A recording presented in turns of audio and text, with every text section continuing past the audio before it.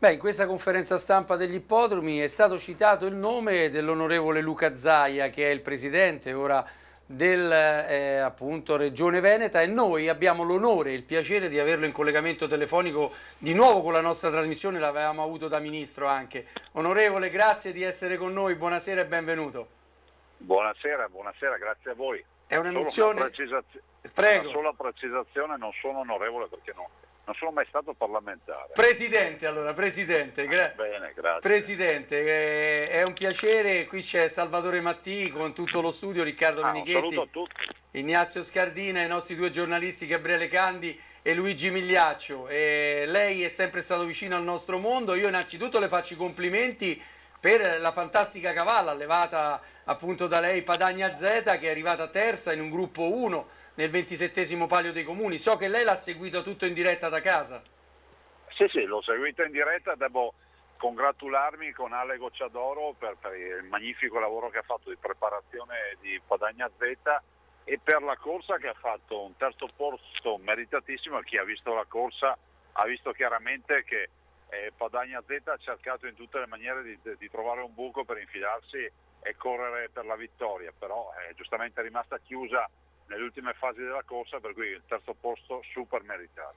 Che piacere sentire un politico così tecnico che parla del nostro sport, l'ippica. C'è qui Salvatore Mattì che ha voluto fortemente la cavalla a Montegiorgio. Salvatore. Beh, sia io che il sindaco di Campofilone, che ringrazio, e anzi mi ha detto che adesso vogliono fare una grande festa proprio col governatore come ospite d'onore, e sono contentissimi. La cavalla ha stracorso, ha fatto un terzo posto che fa parlare di Campofilone, diciamo, in tutta Europa, fa parlare anche della pasta che viene fatta a Campofilone, e quindi il sindaco di Campofilone mi ha dato proprio l'incarico di invitare il presidente a Campofilone o dove vogliono, ma ovviamente con i maccheroncini di Campofilone sul piatto. Questa è la cosa principale.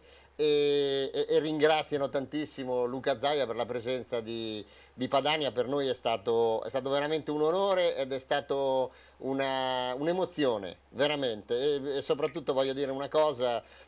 Luca Zaia è stato senz'altro il più grande ministro dell'agricoltura che abbiamo avuto negli ultimi anni, è stato quello che ha fatto, ha dettato le linee strategiche che purtroppo dopo sono finite nel cestino, ma io lo voglio ringraziare a nome di tutta l'ippica italiana, lui lo sa, per quello che ha fatto per l'ippica, ma non ci abbandoni perché abbiamo bisogno di uno come lui, abbiamo proprio bisogno, e soprattutto, anche se adesso c'è un altro governo, abbiamo bisogno che aiuti il governo a capire qualcosa di questo settore.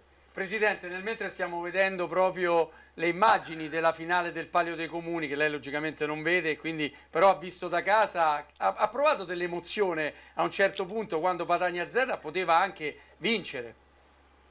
Sì, diciamo che l'emozione c'è sempre. Devo dire che ho avuto questa opportunità di vedere le selezioni, poi quindi l'ultima batteria, la corsa finale, definiamola così. Per un allevatore, perché io sono allevatore, è sempre una grande emozione, anche perché mentre correva, mentre cercava di infilare il muso e cercava di guadagnarsi un posto per lo sprint finale, pensavo quando era puledrina, cioè io l'ho vista nascere, l'ho vista piccola e so quanto carattere ha sempre avuto anche in branco, è sempre stato un leader e questo ce lo ricordiamo tutti. Nonostante la mole, perché ricordiamo che Padania non è una cavalla grandissima, è una cavalla anche molto esile, nonostante la mole è una cattiveria e una grinta paurosa. E infatti ha conquistato un terzo posto meritatamente con la bravura di questo ragazzo, un'altra eccellenza della nostra ippica, Sì. Alessandro Gocciadoro, che è anche un papà, Enrico, che lo segue da tempo, quindi la famiglia ippica esiste, è viva ancora questa ippica, però mi permetta di dirlo, Presidente, è da riformare questo settore ormai da tempo. Diciamo che questo settore, al di là delle passioni che possono avere i ministri di turno, perché poi è anche altrettanto vero che non è che le cose possono funzionare se tu hai passione dell'ippica piuttosto che della pesca, dei cani, dei gatti o delle vacche da latte o di qualcos'altro. Il settore, se uno lo volesse guardare anche con cinismo, mi lasci dire, è un settore che comunque vede 350.000 cavalli, vede oltre 50.000 occupati è un fatturato di oltre 10 miliardi di euro. Io direi che un amministratore deve partire da questi dati. Un'industria da 10 miliardi di euro non si può far chiudere. Se poi ci vogliamo mettere sopra il carico, l'asso di denaro, dicendo che oltre a questo è anche un fatto di identità e il fatto che la nostra genetica vince in tutto il mondo, che comunque non sono solo un semplice allevamento ma è anche un grande biglietto da visita Made in Italy, a questo punto uno dovrebbe anche vergognarsi se non fa qualcosa, no? Lei ha lanciato poi questo messaggio proprio dalle immagini che stiamo vedendo a Fiera Cavalli a Verona, che si è svolta la prima settimana di novembre, e come sempre lei l'ha presenziata. Abbiamo qui in studio anche Luigi Migliaccio, giornalista del settore, che le vuole porre una domanda sulla parte, diciamo, tra virgolette politica. Luigi. No, io anzitutto ringrazio il governatore di essere qui con noi. Buonasera. Cerco di condensare. Allora, oggi nella sala dell'albergo dove c'era la conferenza stampa, il nome di Luca Zai è stato evocato in più occasioni. Questo famoso linee guida che erano state presentate alla LUIS, dove tra l'altro ero anch'io e che ricordo molto bene, dove lei in prima persona d'estate sotto il caldo venne a presentarci queste linee guida. Secondo lei sono ancora attuali e realizzabili? E questa è la prima domanda. Le faccio subito anche la seconda, così non la disturbo più, e le dico: il Veneto è terra di allevatori, terra di grande tradizione allevatoriale. Ecco, come può il governatore del Veneto quantomeno dare un supporto quantomeno agli allevatori del Veneto? Beh, guardi, parto dalla seconda e la saluto. E la seconda domanda si risponde che noi cerchiamo di agevolare ogni forma di accesso al piano di sviluppo rurale partendo dal tema dell'allevamento. Il mondo dell'ippica però, e arrivo alla prima domanda, il mondo dell'ippica deve vivere e vive giustamente, necessariamente di montepremi. E quindi oltre a delle azioni di strutturali nel comparto, l'ippica vive delle scommesse. È tragico che ancora oggi, lo dico anche contro i miei interessi, ci citi il sottoscritto, sembra quasi una marcorda, no? Purtroppo. Anzi, mi fate sentire anche un po' vecchio, se posso aggiungere.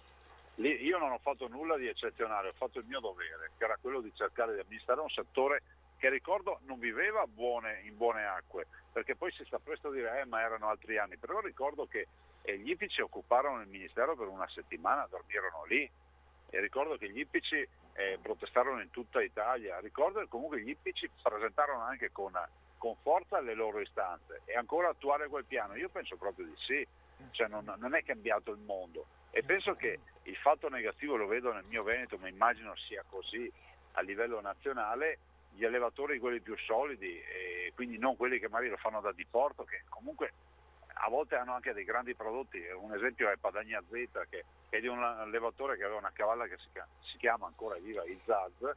Ecco, gli allevatori, quelli solidi, strutturati, chiudono gli allevamenti e se ne vanno all'estero, perché poi alla fine sarà che chi ama il cavallo e ha genetica importante carica le sue fattrici, carica i suoi stalloni sui camion, sugli aerei e se ne va.